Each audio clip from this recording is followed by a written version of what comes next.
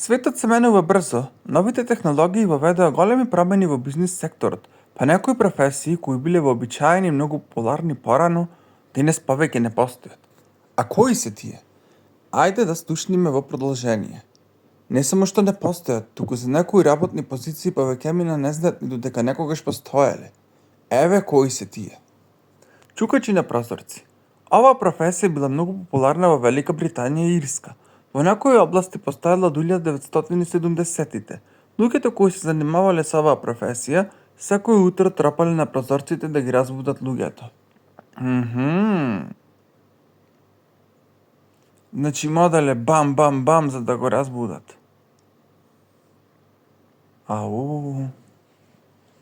Интересно. Следна професија, пианист во кино. Оваа професија била многу популарна во ерата на немите филмови, кога покрај сликата на екранот била потребна и музичка придружба. Музичарите кои работеле во киното обично импровизирале со своите музички изведби за да ја доловат атмосферата на филмот. Ова интересен податок е бе.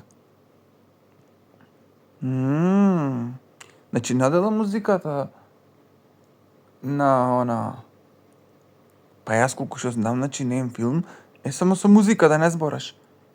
А дека музиката одела од пианисти, стварното не сум го знаел. Телефонисти. Корисниците на телефоните порано требало рачно да се поврзуваат, а тоа го правеле телефонистите. Со оваа професија најчесто се занимавале жени, а истата се сметала за исклучително реномирана. Нормално дека ќе бидат жени. Тие многу зборат. Др. Зато се клајани неверојатно таму.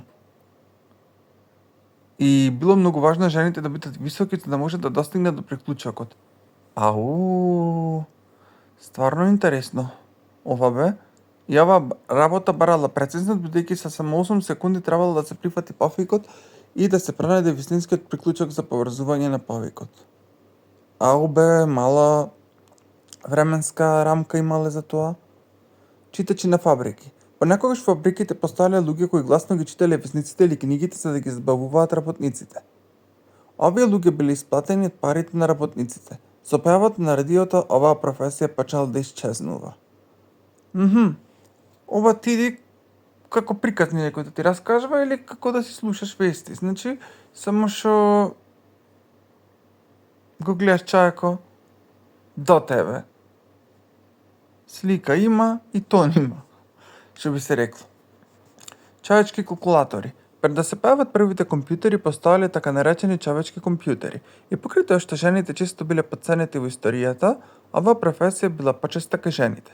Имено со оваа професија се занимавале жени кои со пресметување помагале во проектите за време на Втората светска војна, а се занимавале со програмирање на првите електронски уреди. Да, знам, првиот компјутер беше програмиран од жени. И тука постои мајтап, зато тешко е да го разбереш. Собирачи на пијавици.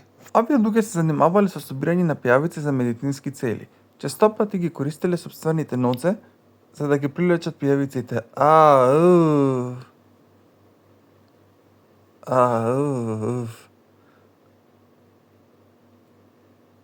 Нормално дека е за и 100% негативно влијаело врз здравјето на собирачите. Ова последното, сега ќе ви го кажам, значи стварно не знам. Тажачки. Тажачките биле луѓе кои професионално ги оплакувале мртвите. Господе Боже. За прв пат се појавиле во Кина во 156 година пред нашата ера. Нивната задача била да бидат екстремно тажни на погребите, за да не им бидат непријатно тагувањето на роднините и пријателите на покојникот. What the fuck? Али тоа е што е. Сигурно има и некои други работи, ама еве, значи кажавме за тажачки, собирачи на пијавици, човечки калкулатори, читачи во фабрики, телефонисти, пианист во кино и чукачи на прозорци.